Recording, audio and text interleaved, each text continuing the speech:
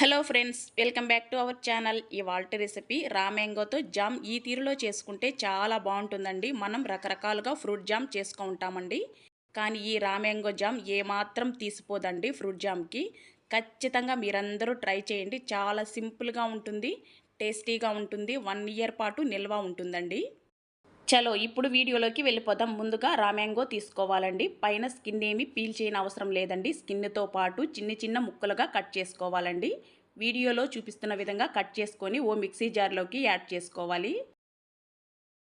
ఈ విధంగా మిక్సీ జార్లోకి యాడ్ చేసుకొని 1/2 గ్లాస్ వరకు వాటర్ అనేది యాడ్ చేసుకోవాలండి. ఇలా వాటర్ యాడ్ చేసుకొని మెత్తగా మిక్సీ పట్టేసుకోవాలండి. చిన్న చిన్న పలుకులున్నా ఏం కాదండి, మనం ఉడికించుకున్నప్పుడు చక్కగా స్మాష్ అయిపోతుందండి. చూడండి, చక్కగా ఇలా మిక్సీ పట్టేసుకోవాలండి. ఇప్పుడు ఈ పేస్ట్ని పక్కన పెట్టుకొని స్టవ్ పైన కడాయి పెట్టుకొని కడాయిలో 500 గ్రాములు చక్కెర తీసుకోవాలండి. ఖచ్చితంగా 1/2 కేజీ రామ్యాంగోకి 1/2 కేజీ షుగర్ అనేది పడుతుందండి. కొలత కరెక్ట్గా వేసుకోండి. మీకు పులుపు ఎక్కువగా ఉంది మ్యాంగో అనుకుంటే మరి కాస్త యాడ్ చేసుకోవాలండి. ఇప్పుడు మనం వేసుకున్న షుగర్లో కాస్త వాటర్ అనేది యాడ్ చేసుకోవాలండి. ఒక 1/2 గ్లాస్ అయితే కరెక్ట్గా సరిపోతుందండి. ఇప్పుడు షుగర్ మొత్తం మెల్ట్ అయిపోవాలండి. ఫ్లేమ్ సిమ్లో పెట్టుకుని ఇలా కలుపుతూ ఉన్నామంటే షుగర్ మొత్తం కరిగిపోతుందండి. చక్కగా ఇలా షుగర్ కరిగిపోయిన తరువాత కొద్దిగా ఫుడ్ కలర్ కలుపుకోవాలండి. కొద్దిగా వాటర్ తీసుకొని వాటర్లో ఫుడ్ కలర్ యాడ్ చేసి కలుపుకొని ఇప్పుడు షుగర్ సిరప్లో యాడ్ చేసుకోవాలండి. మీకు కలర్ వద్దు అనుకుంటే స్కిప్ చేయొచ్చండి. రామ్యాంగో జామ్ అనేది డిఫరెంట్గా ఉంటుందండి. టేస్ట్ కూడా భలేగా ఉంటుందండి. ఖచ్చితంగా మీరందరూ ట్రై చేయండి.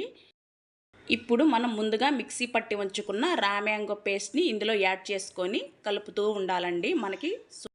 మనకి షుగర్ అనేది పాకమేమీ రానవసరం లేదండి. కాస్త షుగర్ అనేది కరిగిపోతే సరిపోతుందండి. ఇప్పుడు ఈ పేస్ట్ కూడా మనం వేసిన రామ్యాంగో పేస్ట్ మొత్తం షుగర్ సిరప్లో కలిసే విధంగా ఇలా కలుపుతూ ఉండాలండి. చూడండి, చక్కగా మనకి ఈ కన్సిస్టెన్సీలో కరెక్ట్గా సరిపోతుందండి. పూర్తిగా ఇప్పుడు స్టవ్ కట్టేసుకున్నామంటే సరిపోతుంది. చివరిగా ఒక 1/2 టేబుల్ స్పూన్ వరకు ఇలాచీ పౌడర్ యాడ్ చేసుకోవాలండి. మీకు ఇలాచీ పౌడర్ వద్దు అనుకుంటే స్కిప్ చేయొచ్చండి. ఇలాచీ పౌడర్ యాడ్ చేస్తే మంచి ఫ్లేవర్ వస్తుందండి. జామ్ తినేటప్పుడు కూడా చాలా బాగుంటుందండి. మీకు పూర్తిగా హెల్తీగా కావాలి అంటే ఫుడ్ కలర్ అనేది పూర్తిగా స్కిప్ చేయండి. మన రెసిపీ అయితే రెడీ అయిపోయిందండి. ఇలా ప్రిపేర్ చేసుకున్న రామ్యాంగో జామ్ని పూర్తిగా చల్లారిన తర్వాత కంటైనర్ బాక్స్లో స్టోర్ చేసుకున్నామంటే మనకి ఖచ్చితంగా 1 ఇయర్ వరకు నిల్వ ఉంటుందండి. మనకి కావాలన్నప్పుడు కొద్దిగా తీసుకోవచ్చండి. చాలా సింపుల్ రెసిపీ అండి. వంట రాని వాళ్ళు కూడా ఈజీగా చేసేసుకోవచ్చు. మనం రకరకాలుగా ఫ్రూట్ జామ్ అనేది ప్రిపేర్ చేసుకుంటామండి, కానీ డిఫరెంట్గా కొత్తగా ఈ రామ్యాంగో జామున్ అనేది ప్రిపేర్ చేసి చూడండి. ఒక్కసారి తిన్నారంటే ఫ్రూట్ జామ్ జోలికి అస్సలు వెళ్ళరండి. మళ్ళీ మళ్ళీ ఈ రామ్యాంగో జామ్ మాత్రం ప్రిపేర్ చేసుకుంటారండి. అంత మంచి రుచితో ఉంటుందండి.